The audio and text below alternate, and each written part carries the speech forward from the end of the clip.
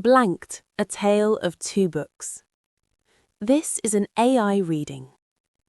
A significant feature of the propaganda system is the suppression of clearly important, credible books which are nevertheless deemed unfit for review in the respectable mainstream. In 2025, two important, indeed groundbreaking best-selling books about British politics were published which were almost entirely ignored by the state corporate media.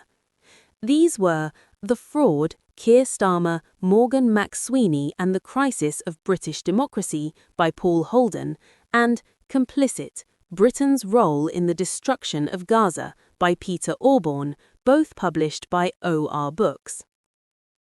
What follows is not a full-blown review of both books, but we will summarize crucial aspects of each, indicating why it suits the interests of established power, including the major national media, to ignore the forensic analysis and damning conclusions provided by the authors.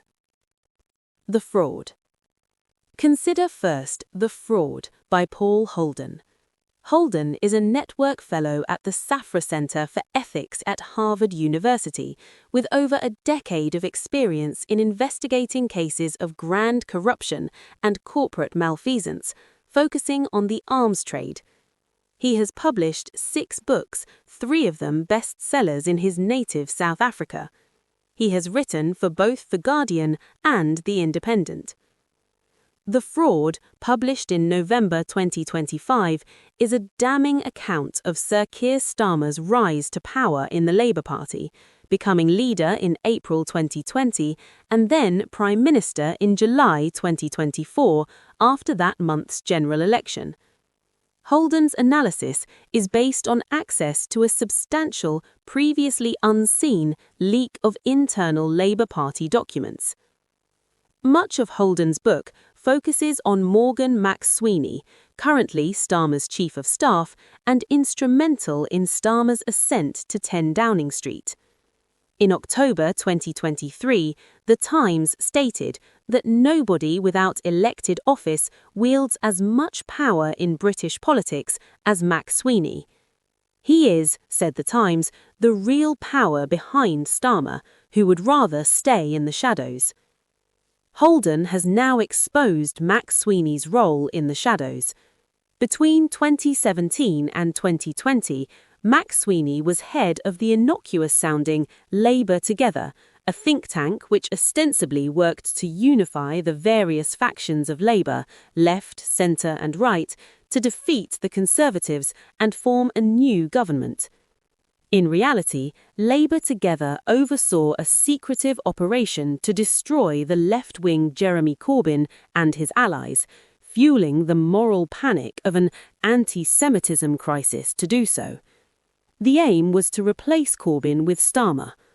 The operation was funded by donations totalling nearly £740,000.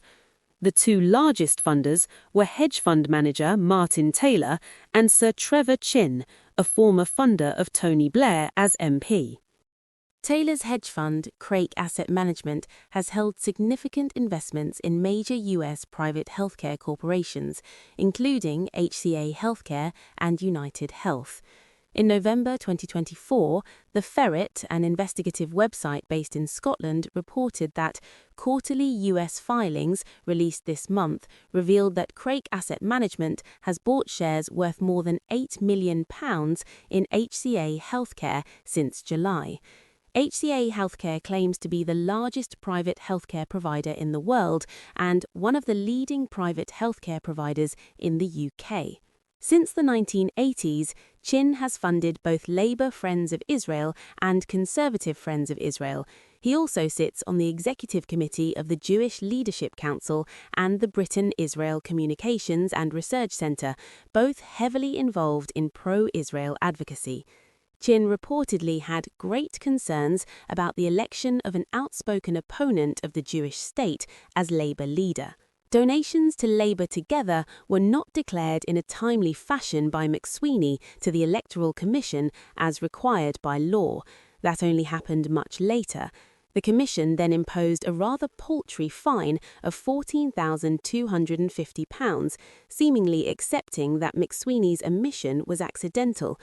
Holden argues convincingly from the internal Labour record that that is unlikely and that McSweeney may well have purposely broken the law to evade scrutiny of Labour Together's operations.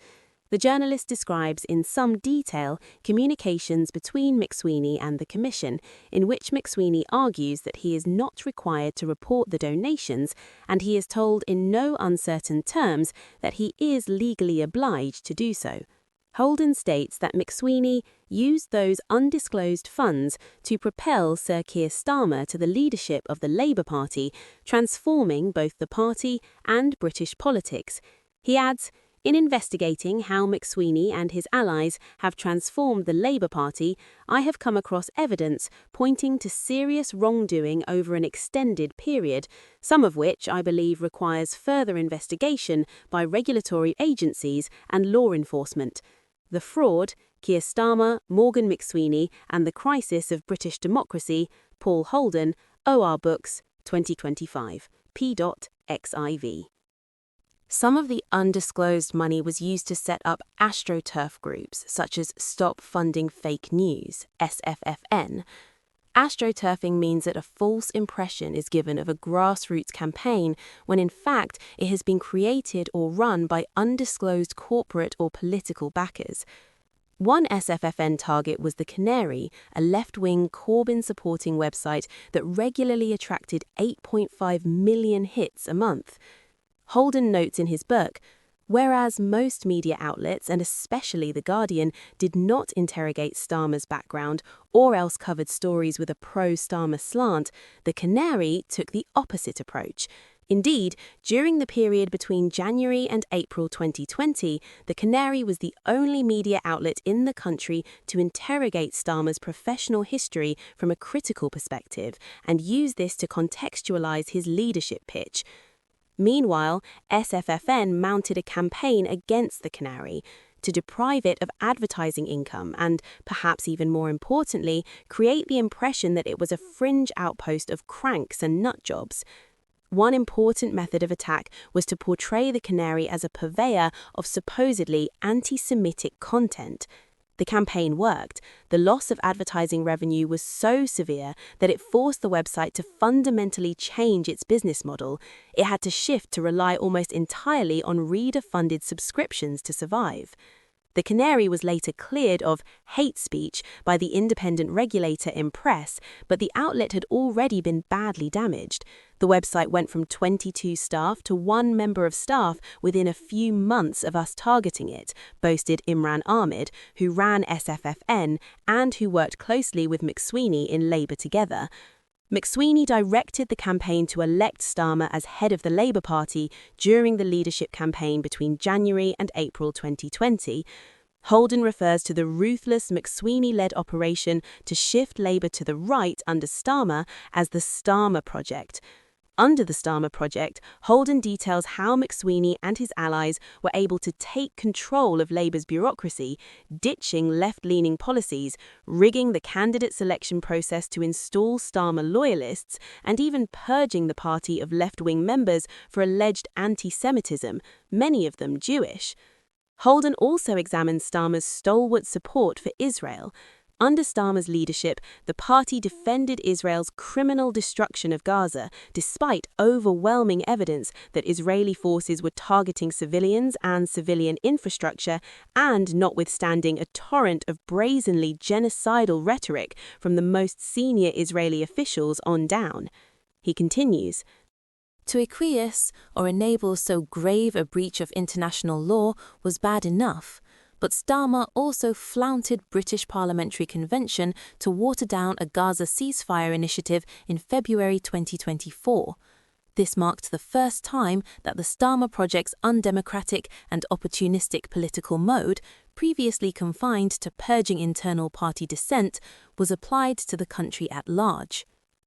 Richard Sanders, the experienced journalist and filmmaker who made Al Jazeera's landmark Labour Files series 3 years ago, noted recently that the documentaries laid bare the ruthlessness, racism, and maniacal factionalism of the Labour right and its cynical exploitation of the anti-Semitism issue to destroy Jeremy Corbyn.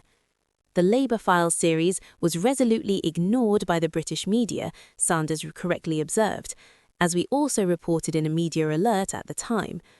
In his review of Holden's book, Sanders wrote that the fraud confirms and indeed amplifies the analysis and conclusions of the Labour Files. Sanders concluded that the book offers the most damning portrayal of a political project at once proudly Machiavellian but entirely devoid of moral and intellectual substance. It should come as no surprise, then, that not a single review of The Fraud has appeared in a major UK newspaper, an issue to which we will return below. Complicit. Regular readers of our alerts will be familiar with Peter O'Bourne. He is an associate editor of Middle East Eye and a columnist for Byline Times and Declassified. He has worked as chief political commentator of the Daily Telegraph, political editor of The Spectator, a political commentator at the Daily Express, and as a journalist at the Evening Standard. He has also made nearly 30 documentaries for Channel 4, BBC World, and BBC Radio 4. O'Bourne is the author of numerous books, including Sunday Times bestsellers The Assault on Truth and The Fate of Abraham, Why the West is Wrong with Islam. His most recent book, Complicit, Britain's Role in the Destruction of Gaza, may well be his bravest and most important work to date. O'Bourne summed up the powerful themes of his book early on. A full reckoning with Britain's culpability for the destruction of Gaza requires an assessment of the failing institutions that misgovern British public life, the dishonesty of the media, the moral bankruptcy of the foreign policy establishment, growing domestic authoritarianism, the collapse of a party system increasingly manipulated by special interests and the super-rich. Complicit, Britain's Role in the Destruction of Gaza, Peter O'Bourne, OR Books, 2025, page 10. O'Bourne reminded readers of Starmer's notorious LBC radio interview on 11th October 2023, where the Labour leader declared that Israel does have that right when questioned about Israel's withholding of power and water from Gaza. Labour shadow ministers Emily Thornberry and David Lammy held Starmer's line during subsequent TV appearances, where they refused to say that the Israeli blockade was a violation of international law. 9 days later, Starmer then attempted to gaslight the British public by claiming he had never said what he had been recorded saying. In January 2024, South Africa's case at the International Court of Justice led to the ruling that there was a plausible risk that Israel was committing genocide in Gaza. The Tory government then in power and the Labour government which followed were thus legally obliged to take measures to prevent genocide from happening.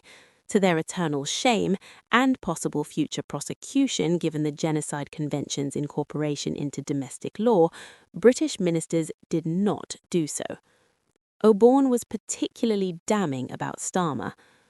As genocide raged, he had not made any meaningful attempt to stop it. He had not imposed any serious consequences on Israel. He had not put any pressure on the US. He had not committed to enforce international law. He had not condemned clear Israeli crimes, and he had struggled to speak about Palestinians as if they were members of the human race. O'Bourne also skewered the state corporate media. Large sections of the media repeated the lies promoted by Israeli and British politicals. Some produced fresh lies of their own. They twisted their reports in favour of the Israeli cause. For a long time, reports of Israeli atrocities appeared either in muted form or not at all. Hamas atrocities were exaggerated or fabricated. Dissident voices were suppressed. Across much of the media spectrum, a general implicit consensus emerged: Israelis count and Palestinians don't. He cited the important, detailed study of the BBC's Gaza coverage during the first 12 months of the genocide by the Centre for Media Monitoring, published in July 2025. See also our media alert here. the study showed that the corporation operated a form of apartheid with two sets of rules, one for Palestinians and another for Israelis. The BBC employed the word massacre almost 18 times more often in relation to Israeli than to Palestinian victims, and never used the term in headlines about Israeli atrocities. The term butcher was used 220 times for actions against Israelis, but just once for actions against Palestinians. The average Israeli death received 33 times more coverage across BBC articles and 19 times across TV and radio than the average Palestinian death. Israeli deaths were reported in more emotive terms, with victims far more likely to be humanized by details about their names, family backgrounds, jobs, and lives. Relevant history was routinely airbrushed out of BBC news coverage. There was barely any mention of Israel's illegal occupation of Palestinian territory. In July 2024, the ICJ had ruled that Israel's continued presence in the West Bank, East Jerusalem, and the Gaza Strip, despite the 2005 withdrawal of Israeli forces, is unlawful under international law. Nor was there significant attention given by the BBC to explaining that the majority of Gaza's inhabitants are refugees from the 1948 expulsion, when the State of Israel was established, or their descendants. The Nakba, an Arabic term that means catastrophe or disaster, was barely mentioned. In the BBC's reporting of the events of 10th October 2023, they barely covered Israel's military's Hannibal Directive. Oborn wrote, "The directive licensed the killing of Israeli citizens and soldiers, often by Apache helicopter fire, rather than allowing them to be captured. Its application has been documented by the United Nations and well reported in the Israeli press, including a major investigation by the Israeli newspaper Haaretz, but ignored by the BBC." Oborn described this as a shocking omission. See also our media alert here. He noted that except for one passing mention, the BBC did not report on Israel's notorious Dahaya doctrine implemented by its military forces. He continued, "This BBC failure is negligent because Israel's destruction of Gaza cannot be understood without knowing that Israel's established military doctrine licenses the indiscriminate obliteration of civilian infrastructure, such as schools, hospitals, and universities. As with the Hannibal Directive, the subject has been covered seriously in the Israeli press. That the BBC did not explain the Dahaya doctrine to its audience was a consequential reporting failure. It is hard to believe that it was not deliberate."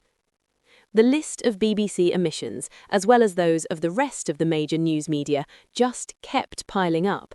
There was virtually zero mention of the copious evidence of Israel's genocidal intent presented by South Africa to the ICJ. Incredibly, the BBC seems never to report Israeli Prime Minister Benjamin Netanyahu's references to Amalek, seen by many as the invocation of a divine command to annihilate an enemy nation, until Jeremy Bowen briefly mentioned it in an article in June 2025. Moreover, on more than 100 occasions, BBC presenters shut down any mention of genocide by BBC interviewees. Meanwhile, state authoritarianism is on the rise, with peaceful protesters criminalized and demonized. At root, Oborn warns that the very foundations of democracy and the rule of law are being seriously eroded by a corrupt and morally depraved political and media system.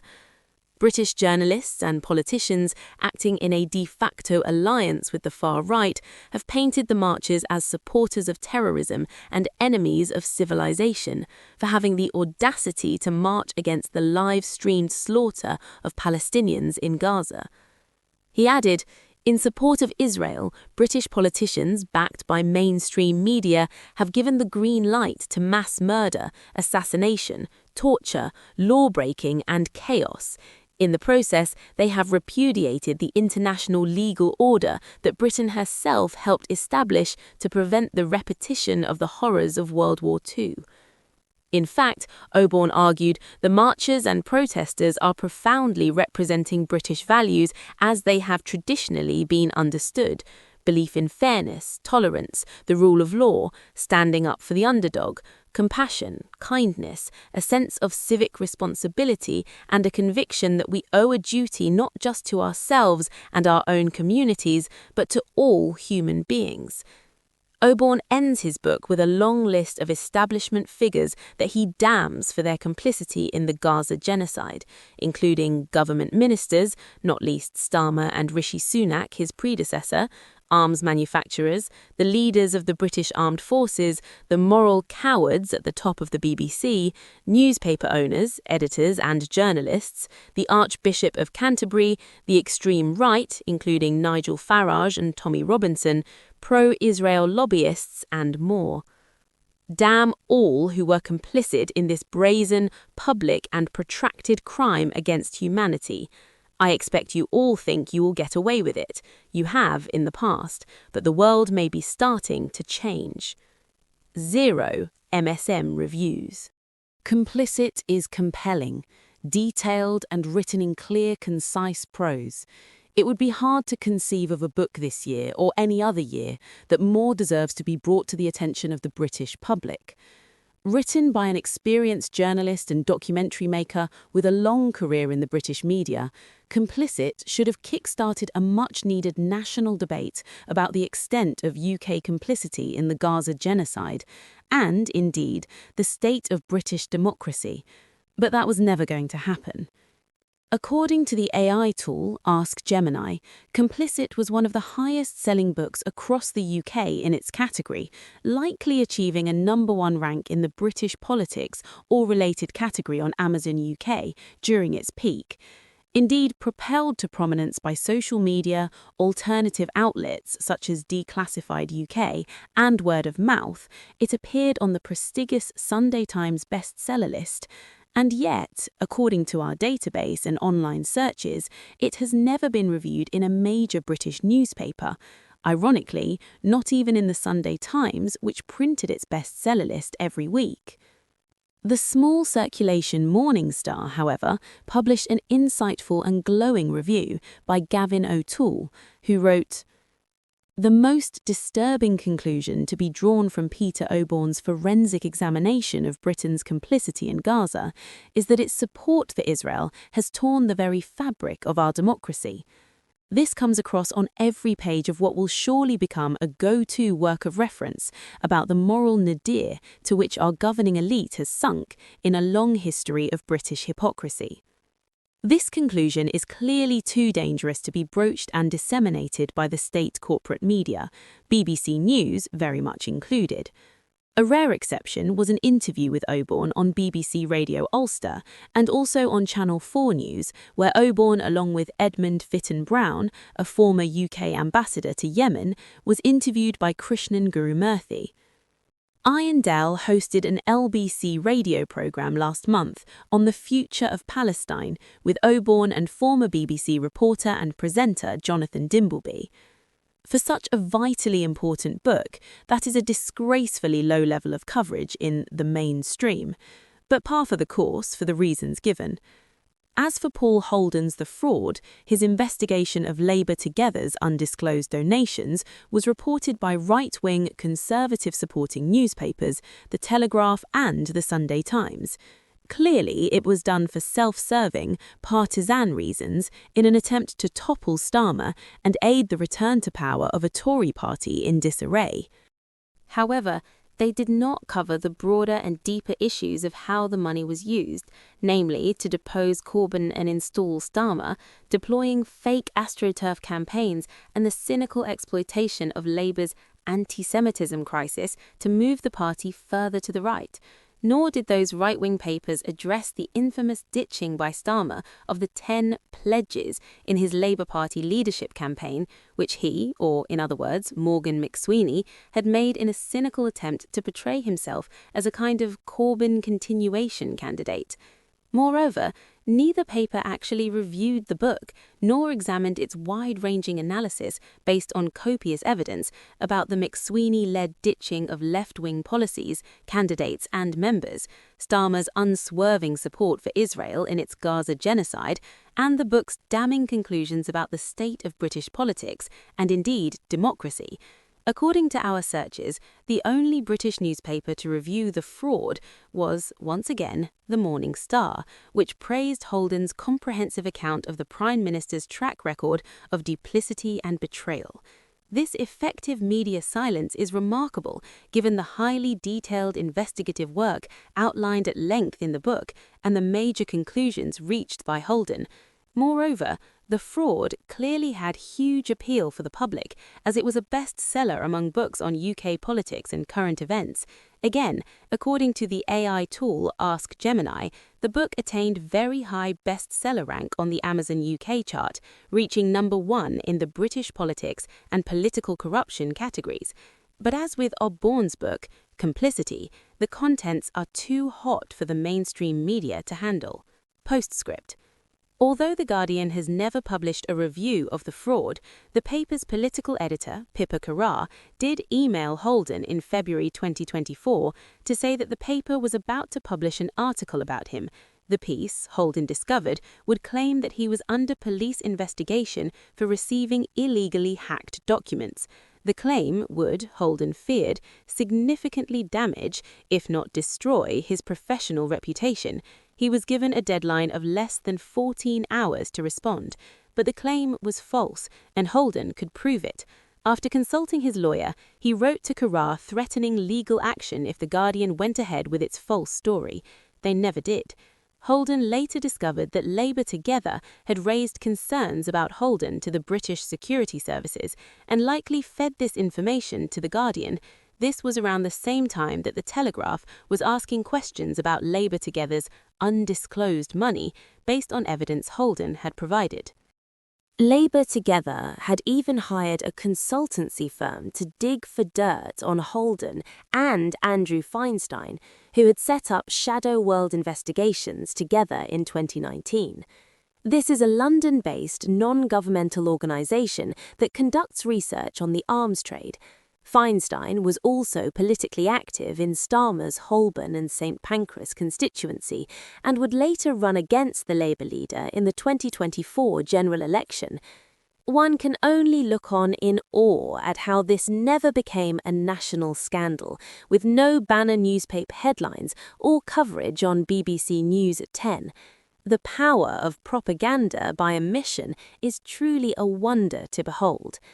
In early December, The Guardian published a piece titled The Best History and Politics Books of 2025. Needless to say, neither Complicit nor The Fraud were included. Credit to those Guardian readers, however, who managed to insert admiring mentions into the space for online comments below the article. DC. Note to our readers, Media Lens is 25 years old in 2026. Thank you to everyone who supports us, whether you donate financially, read our work, or share it with others.